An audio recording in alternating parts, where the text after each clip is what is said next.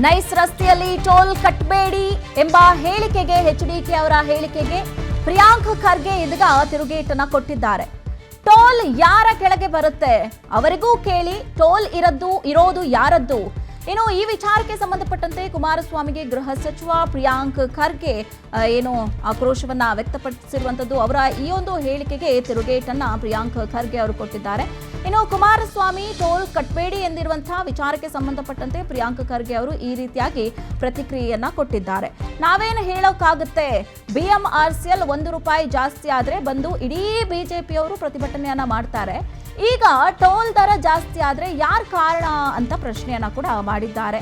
ಇನ್ನು ಖಾಲಿ ಟ್ರಂಕ್ಗಳೆಲ್ಲ ಈಗ ಎಲ್ಲಿದ್ದಾರೆ, ಎಲ್ಲಿ ಪ್ರತಿಭಟನೆ ಮಾಡ್ತಾ ಇದ್ದಾರೆ ಅಂತ ಪ್ರಶ್ನಿಸಿದ್ದಾರೆ.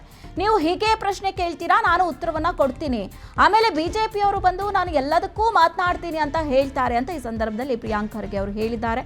ಇನ್ನು ಯಾರ ಕೆಳಗೆ ಬರುತ್ತೆ ಇದು ಅವರಿಗೆ ಕೇಳಿ, ಬಿಜೆಪಿ ಎಂಪಿಗಳಿಗೂ ಕೂಡ ಪ್ರಶ್ನೆಯನ್ನ ಕೇಳಿ ಅಂತ ಈ ಸಂದರ್ಭದಲ್ಲಿ ಅವರು ಹೇಳಿದ್ದಾರೆ.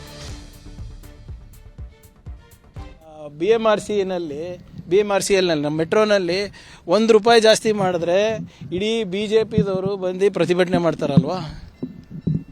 ಹೆಂಗೆ ಜಾಸ್ತಿ ಆಯಿತು, ಏನಾಯಿತು ಅಂತ. ಈ ಟೋಲ್ಗಳಲ್ಲಿ ದರ ಜಾಸ್ತಿ ಮಾಡಿದ್ದಾರೆ, ಯಾರು ಕಾರಣ ಅದಕ್ಕೆ?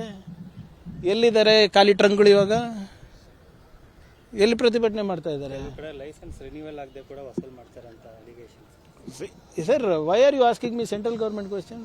ನೀವು ಹಿಂಗೆ ಕೇಳ್ತೀರಾ, BJP ನಾನು ಉತ್ತರ ಕೊಡ್ತೀನಿ, ಮತ್ತು BJPಯವರು ಸಂಬಂಧಪಟ್ಟಲ್ಲ ವಿಚಾರಕ್ಕೆ ಮಾತಾಡ್ತೀರಾ ಅಂತಾರೆ. ಅವ್ರಿಗೆ ಕೇಳಿ ಸರ್, ಟೋಲ್ ಇರೋದು ಯಾರ್ದು? NHA ಯಾರು ಅಂಡರ್ ಬರೋದು? ನಮ್ಮ BJP ಎಂಪಿಗಳಿಗೂ ಪ್ರಶ್ನೆಗಳು ಕೇಳಿ, ಎಲ್ಲ ಪ್ರಶ್ನೆಗಳು ನನಗೆ ಕೇಳ್ತಿರಲ್ಲ. ನಾನಂತೂ ನೀವು 3 ದಿನದಿಂದ ನೀವು ಹೇಳಿದ್ರಿ ಲಿಂಕ್ ಕಳಿಸ್ತೀನಿ ಅಂತ ನನಗೆ. ಯಾವ್ಯಾರು ನೀವು BJP ಅವರಿಗೆ ಪ್ರಶ್ನೆ ಕೇಳಿದ್ದೀರಾ ಅಂತ ಇನ್ನೂ ಕಾಯ್ತಾನೆ ಇದೀನಿ, ಲಿಂಕೇ ಬಂದಿಲ್ಲ ನನಗೆ.